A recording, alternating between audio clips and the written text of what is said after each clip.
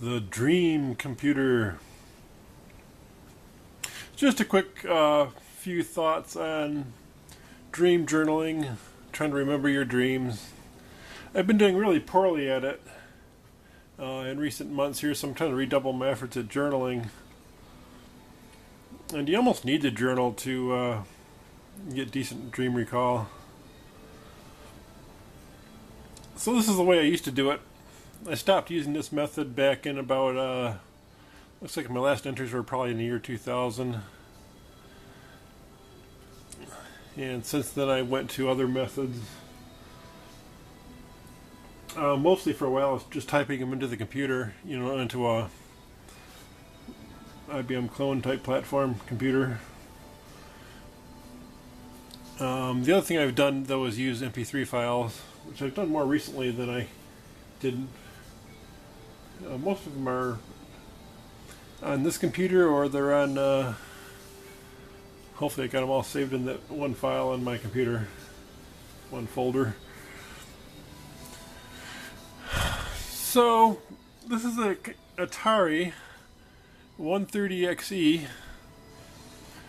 This one has 320 or something like that. I think it's 320K, not just 128 like the stock one would have. And the stock one, even the 128, is 64K of that is just RAM disk, So by expanding these computers, all you do is get a bigger and bigger RAM disk.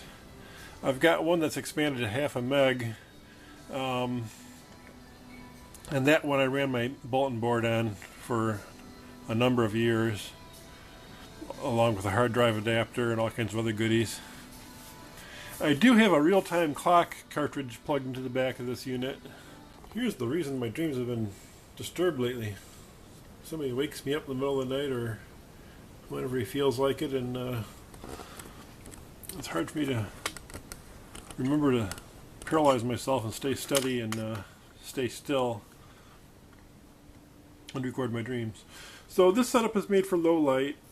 This TV is old and kind of dim, and over the keyboard, so I can do this in total darkness by the light of the screen and the light of this little L panel I got above the on the computer here. Get the camera half turned over here. But anyway, that gives me just enough light to more or less see the keyboard. I'm finding I have to keep the flashlight and the documents for how to run this software I'm using here. This should all be on a help file in the software, but somehow that file's not there. At any rate, this version of TuxPro came out real late, way after everything seemed pretty dead. At any rate, I had this all set up so that I could just reach over to the plug strip here in the dark, without having any lights on, hit the plug strip and let the computer self-boot,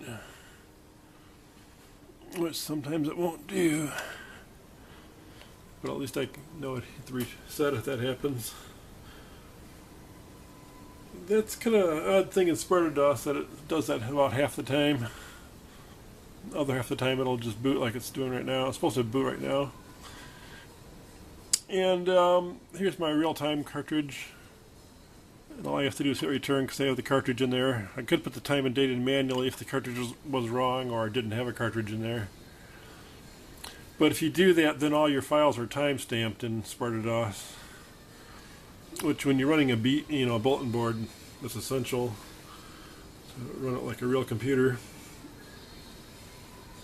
So between Sparta.bat and actually I use TuxPro a lot for editing too. Because it can do ASCII and ATASCII, and in fact that might be an easy way for me to convert all the ATASCII files to ASCII. Just do them on this program. And then what I need to do is get what's called an SIO 2PC cable and software handlers, and get these dreams. I got folders of dreams in here. There's like 5 folders full of dreams. Those ones that say .dir and inverse.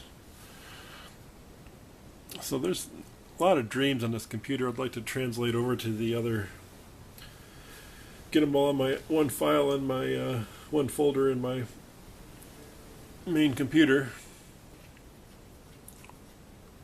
But anyway, however you do it, recording your dreams is important. Just the process of translating images and impressions into words, and then writing them down, or even speaking them into a smartphone or a MP3 device. Just that process helps you cement it out, and then you start remembering other little details, hopefully. You can fill in a little extra then. So the process is just good. The other thing I've been using is, and I just keep it on a lanyard here, so I can grab this in the dark too, and then just by feel. The hard part is figuring out which side is. You can barely feel the glass. Has a little different surface than this other surface. Then I know this little bump here for the mic. And then I always keep the other switch off. At any rate, it's a good little unit. I used to use it for skiing for years. It's a little awkward to use though. That was the only problem I had with it. It's kind of hard to memorize the keys to use.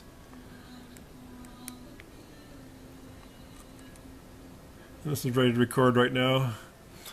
And then when this gets full, or actually never gets full because the files are small, but eventually when the battery fails, it charges off a USB, so when the battery fails, I just take it over to the computer and recharge the battery and dump the USB at the same time. And then I collect them in folders in my computer.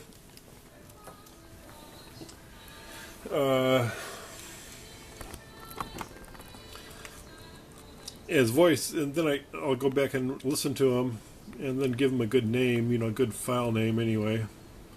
And if I really wanted to, I could come back and transpose all these into words, but I haven't bothered doing that. It's good enough just to know what's in it, with a file name, usually. That's about it.